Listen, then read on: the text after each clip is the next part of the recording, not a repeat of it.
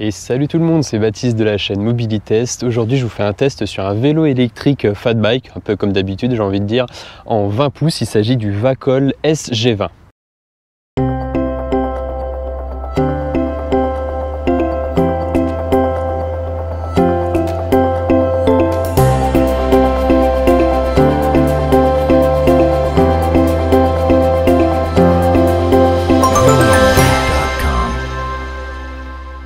Et donc comme d'hab, pour commencer cette vidéo, on va faire un petit sommaire. Donc ça sera composé de 3 parties. La première partie qui va commencer maintenant, ça sera la présentation des caractéristiques de ce SG20.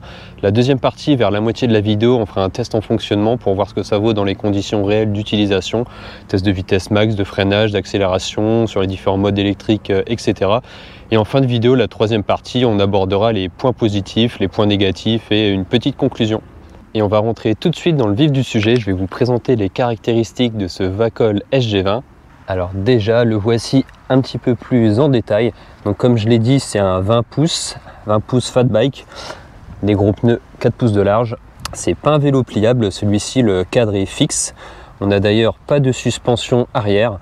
On a une suspension à l'avant qu'on voit ici. Suspension qu'on ne peut pas régler, Ils mettent des petits trucs sur les côtés pour faire comme si qu'on pouvait régler la charge, mais par habitude c'est vraiment des potards qui sont factices. On peut les tourner, ça change en rien la charge, enfin du moins la précontrainte de la fourche. Alors première chose, ce SG20 il est équipé, comme vous voyez juste ici, d'une gâchette d'accélérateur. Donc là vous voyez, si je tourne, ça nous permet de faire tourner la roue arrière sans mettre un coup de pédale. Donc on peut l'utiliser un petit peu comme une mobilette sans pédaler. D'origine, donc vu que c'est pas légal, normalement ça doit être limité à 6 km/h les poignées ou les gâchettes d'accélérateur. D'origine c'est le cas, il arrive totalement bridé avec la gâchette à 6 km/h et le vélo est bridé à 25 km/h. Moi pour faire la vidéo et pour pouvoir tester un petit peu le potentiel de ce SG20, j'ai accédé au réglage et j'ai débridé le vélo à 35 km/h et la poignée d'accélérateur nous emmène aussi à 35 km/h. Voilà, c'est petite parenthèse au début de cette vidéo. Et pour parler motorisation, ce SG20 il est propulsé par un moteur Bafang de 750 watts en puissance nominale qu'on aperçoit ici dans la roue arrière. Juste à côté, on a la cassette Shimano 7 vitesses avec le dérailleur Shimano tourné juste en dessous. Alors petite précision, tout au long de la vidéo, j'ai dit que c'est un moteur Bafang de 750 watts. On est bien sur un moteur de 750 watts, mais je viens de m'apercevoir que c'était pas du Bafang. Donc à chaque fois je parle du moteur, vous ferez pas attention quand je dis Bafang. La marque c'est DAAO en fait, et je me suis trompé parce que c'est exactement le même moteur que le Bafang, mais visiblement c'est une marque différente. Alors je sais pas si c'est rebadgé, si c'est le même moteur qui est mis sous une marque différente ou autre. Enfin bref, faites pas attention quand je parle de Bafang dans cette vidéo. Et pour la partie transmission avant, on aperçoit ici un monoplateau pour la partie avant. Ça me paraît un peu petit en diamètre, on n'a pas l'air d'avoir beaucoup de dents. Je mets maintenant en commentaire le nombre de dents que dispose ce plateau. Et pour alimenter tout ça, on a une batterie 48 volts qui se trouve ici, totalement incrustée dans la partie avant du cadre. Batterie 48 volts de 15,6 ampères, donc c'est pas mal, on va dire on est dans la moyenne haute en termes de capacité de batterie, surtout en 48 volts. On remarque au passage qu'il y a une serrure ici, une serrure à clé qui permet de retirer totalement la batterie. Chose obligatoire au final parce qu'il n'y a pas de trou. C'est un petit peu con, mais il n'y a pas de trou dans le cadre pour recharger la batterie sans l'enlever du vélo. Donc ouais, c'est un petit peu con, mais si vous voulez recharger ce SG20, il faudra forcément retirer la batterie. Concernant la partie freinage maintenant de ce vélo, donc comme vous le voyez, on est sur du frein à disque mécanique, c'est du câble. C'est un petit peu dommage, j'aurais bien aimé voir de l'hydraulique sur ce type de vélo. Donc on est sur des disques de 180 mm. Pour vous présenter maintenant un petit peu le guidon, le poste de pilotage. Donc ce que j'aime bien, c'est le guidon. On a un guidon en forme de V comme ça qui permet d'avoir une position de conduite un petit peu surélevée, très confortable, surtout avec la forme du cadre. De plus, les poignées en silicone comme ça sont vraiment très soft, très douces et on a un très bon grip. En plus, on remarque que le guidon est assez large. Donc nous avons à gauche ici poignée de frein avant, poignée de frein arrière. Nous avons la gâchette d'accélérateur, comme je l'ai dit tout à l'heure, qui se trouve ici. Donc on suffit de l'actionner pour avancer sans mettre un coup de pédale. Vous voyez que ça nous emmène jusqu'à 35 km/h. On reparlera de l'autonomie juste après. Juste à côté, on a le display, l'écran qui nous permet d'interagir avec ce vélo. Écran monochrome noir et blanc, c'est pas forcément très esthétique, il est pas très grand. Par contre, on a une très bonne luminosité en plein soleil, comme vous pouvez le voir actuellement, avec 3 boutons sur la gauche, bouton plus, bouton moins, qui permettent d'augmenter ou de diminuer les 5 modes d'assistance électrique. Le bouton power au milieu, et si on maintient le bouton du haut enfoncé, on vient d'allumer la lumière avant. Lumière avant qu'on aperçoit juste ici, donc c'est une lumière assez simpliste, ça éclaire pas trop mal. Après, j'ai déjà vu un petit peu mieux, là il n'y a qu'une LED, des fois il y a 4 petites LED, c'est un petit peu mieux je trouve, pour pas forcément beaucoup plus cher je pense. Et sur la partie droite, on a une sonnette classique, on n'a pas de sonnette électrique sur ce vélo. La poignée de dérailleur arrière Shimano 7 vitesses et la poignée de frein arrière, j'en ai parlé tout à l'heure.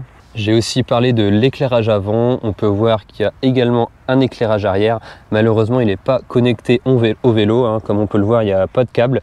Il faut l'allumer manuellement via le petit bouton qui est en dessous. En plus, c'est pas une lumière de dingue, il y a 2 LED qui se trouvent ici. Voilà, vous pouvez peut-être la remplacer par quelque chose d'un petit peu plus qualitatif et performant. Et pour parler maintenant des accessoires, donc ce SG20, il est vendu d'origine avec des garde-boue. Ce sont des garde-boue plastiques, mais ils englobent franchement bien toute la roue. Ça descend même un petit peu dans la partie avant pour éviter d'avoir des projections. Ces garde-boue en plus sont fixés avec des pattes de fixation de chaque côté pour éviter tout tremblement, tout bruit parasite. Exactement la même chose pour la partie avant. On aperçoit nos pattes de fixation ici. Ça descend pareil, pas trop mal. On n'a pas trop de projections qui vont nous arriver dessus. Et ensuite, nous avons juste au-dessus un porte-bagages assez simpliste, pareil, avec une section de tube assez épaisse. Ça a l'air franchement assez robuste, assez large. Rien de bien fou, mais ça fait largement le job. On va parler maintenant de son autonomie, donc avec sa batterie 48 volts de 15,6 Ah. Je vais parler pour cette autonomie de l'autonomie que j'ai testée en mode débridé à 35 km/h. Donc forcément, vous, quand vous allez le recevoir, il sera limité à 25. Vous allez certainement avoir un petit peu plus d'autonomie. Par contre, vous n'allez pas pouvoir rouler à 25 km/h ou à 35 km/h avec la gâchette. Je mettrai la manip ou je ferai une deuxième vidéo pour vous montrer si ça vous intéresse le débridage. Donc pour en revenir à l'autonomie, moi je l'ai utilisé avec la gâchette à fond, j'ai fait à peu près 40-42 km. Si on l'utilise en mode assistance électrique, en se mettant au premier ou au deuxième mode pour rouler tranquille entre 15 et 20 km/h, on va dire, on va faire quasiment 100 km. J'ai mon pote Jean-Philippe qui a exactement le même vélo, il m'a dit qu'il avait fait jusqu'à 120-125 km je crois. Donc vraiment très bonne autonomie pour ce SG20. Pour parler du poids, c'est pas un vélo qui est très lourd, il s'affiche à 30 kg sur la balance. C'est toujours un petit peu lourd pour un vélo forcément, mais pour un vélo électrique fat bike de cette puissance avec cette batterie, franchement c'est pas très lourd, c'est assez satisfaisant. Et pour finir maintenant la partie présentation de ce vélo, on va parler forcément du prix. Donc il se trouve à 1300 € chez mon partenaire Bubes Gear comme à chaque fois. Également comme à chaque fois, j'ai un code promo qui permet de l'avoir un petit peu moins cher grâce à mon code BBGAG que je mets dans la description. Ce vélo il va vous revenir exactement à 1260 €.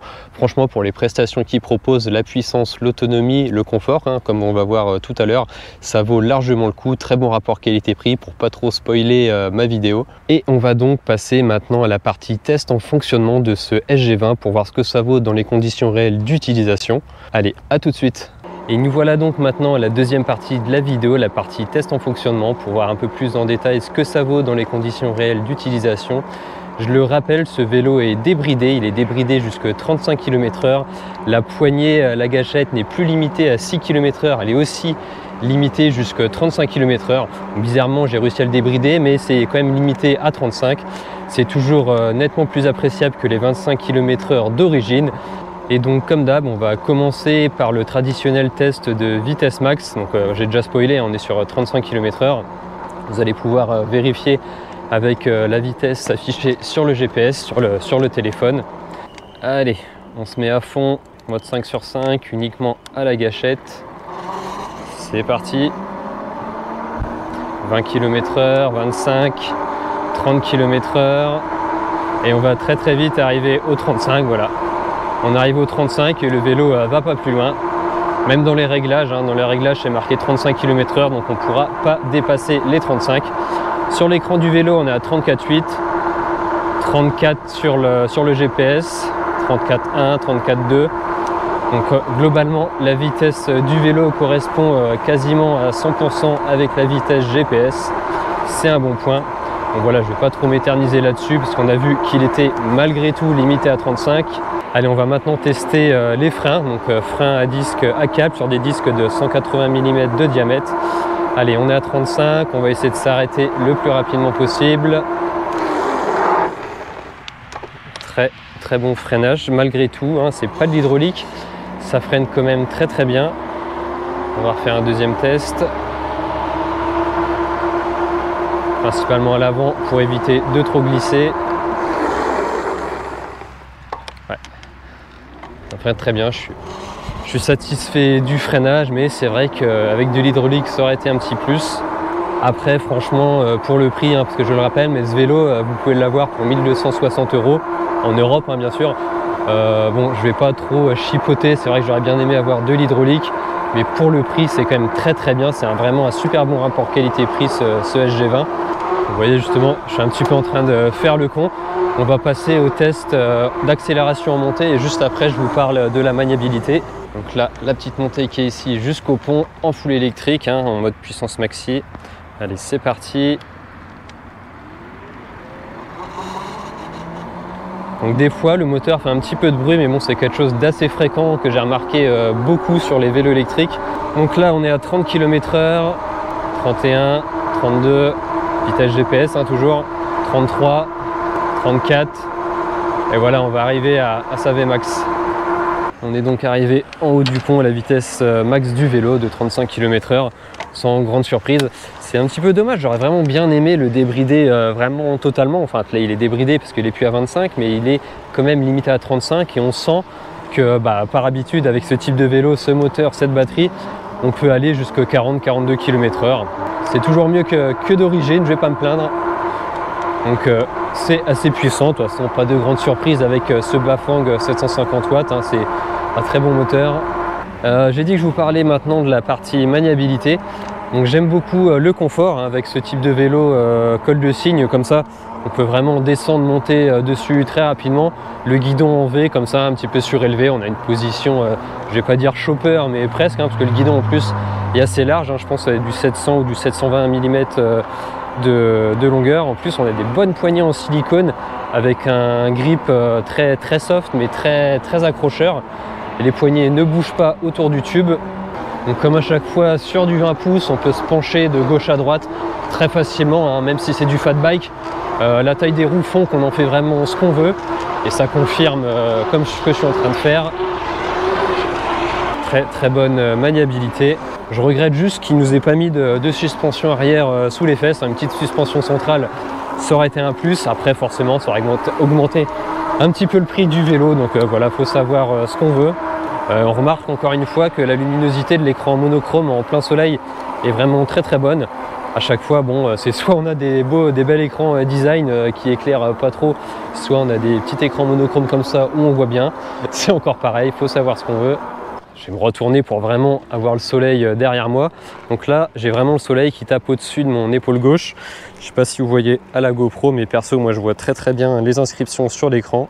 Je suis vraiment très satisfait de ce SG20, surtout pour le prix. Ça se rapproche très fort de la sensation de satisfaction que j'ai eue avec justement le Vacol C026. Niveau rapport qualité-prix, pour moi, c'est à peu près la même chose. On a des vélos qui sont très agréables, très puissants, bonne autonomie, tout en ayant des rapports qualité-prix excellents. Hein. Pour 1260 €, franchement, je pense que vous ne pouvez pas avoir beaucoup mieux.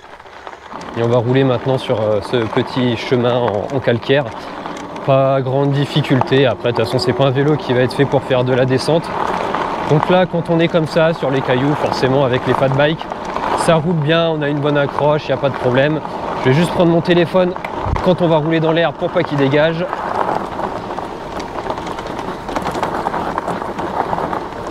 Donc là dans l'herbe, la suspension avant fait bien le boulot, elle claque pas. Par contre c'est vrai qu'une petite suspension centrale sous les fesses, ça aurait permis d'amortir un peu plus.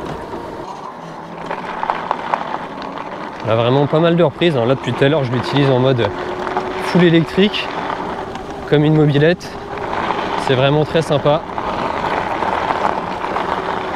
Donc comme à chaque fois avec les 20 pouces, c'est pas très haut, c'est assez près du sol les pédales, donc forcément quand vous prenez des virages, faites gaffe, levez bien la pédale inverse. Et justement maintenant en parlant de pédalage, on va tester les différents modes d'assistance électrique, bah oui parce que c'est un vélo quand même. Donc là je suis en mode 0 sur 5, c'est uniquement à la force des jambes, il n'y a pas du tout d'aide électrique. On va passer au premier mode, on va freiner un petit peu pour voir la vitesse. Ça démarre tout en douceur, franchement c'est très agréable, c'est pas comme certains vélos où il y a une grosse secousse et puis que ça nous emmène direct à 20 km/h. Donc là, premier mode, on est grosso modo à 14 km/h vitesse GPS. On va passer au deuxième mode, c'est parti, on va voir un petit peu la vitesse. Donc deuxième mode, on est sur 18 km/h vitesse GPS. Troisième mode, toujours petite accélération en douceur, mais on sent quand même qu'on a du couple. On est sur 22 km/h, vitesse 4. Là, on est à 28 km/h. Et là, on commence un petit peu à pédaler dans le vide. Donc, c'est bien dimensionné pour un vélo bridé à 25. Mais dès qu'on débride le vélo jusqu'à, comme ici, 35 km/h, vous allez voir le mode 5 sur 5 qui nous emmène à 35. On a les jambes qui moulinent pas mal hein, pour suivre la cadence. Hop, voilà. Je ne sais pas si vous voyez, mais ça mouline pas mal. J'ai l'impression d'aller à la pêche. Après, hein, je le rappelle, le vélo est vendu pour être bridé à 25 km/h. Donc ça a été dimensionné en conséquence. Et effectivement, quand c'est limité à 25, on a une sensation de pédalage, surtout à haute vitesse, qui est beaucoup plus adaptée. Et quand on est bridé à 25, hein, le premier mode, il est légèrement réduit en vitesse. Enfin, tous les modes au final. Donc là, je sais plus à combien on était peut-être à 14 km/h vitesse GPS pour le premier mode. Quand on le bride à 25, ça va réduire un peu. On va peut-être être à 12, un truc comme ça. Donc voilà pour ce test sur les différents modes d'assistance électrique. J'ai pas grand chose de plus à vous dire de toute façon sur ce vélo. Comme vous l'avez compris, ce SG20 je l'aime vraiment beaucoup, hein, comme vous avez sûrement dû le remarquer dans cette vidéo. Je vais vous quitter sur cette partie test en fonctionnement et on revient juste après avec la partie point positif, point négatif. À tout de suite. Et nous voilà maintenant à la troisième partie de la vidéo, point positif, point négatif. J'espère que la partie test en fonctionnement vous aura plu, que ça vous aura permis de voir un petit peu ce que vaut ce vélo dans les conditions réelles d'utilisation. Pour commencer, les points positifs, donc moi comme vous l'avez vu, c'est vraiment un vélo que j'ai vraiment beaucoup aimé. Vélo très confortable, très puissant avec son moteur de 750 watts en puissance nominale. En théorie, ça monte encore un petit peu plus, ça doit se rapprocher des 1000 watts en crête. Très bon rapport qualité-prix pour 1260 € avec le code BBGAG que je mets en commentaire. Franchement, niveau vélo 20 pouces, fat bike, c'est très difficile d'avoir mieux pour ce prix. J'ai bien aimé du coup la position de conduite. Avec le guidon comme ça en V un petit peu surélevé, ça donne une très bonne position. J'aime aussi beaucoup la forme de ce cadre dit en col de cygne, ça permet de monter et de descendre du vélo très facilement, surtout pour un 20 pouces, on n'est pas très haut du sol. J'ai bien aimé également son assistance électrique hein, sur les différents niveaux de 1 à 5, c'est très bien échelonné. Et j'ai bien aimé aussi ses garde-boue, il faut le souligner, parce que c'est pas tout le temps qu'on a des garde-boue comme ça qui font bien le job et surtout qui sont maintenus de chaque côté. Des fois ça bouge pas mal avec des garde-boue premier prix. Et pour parler maintenant des choses qui m'ont un petit peu moins plu, les points négatifs, donc j'aurais bien aimé avoir des freins hydrauliques sur ce SG20.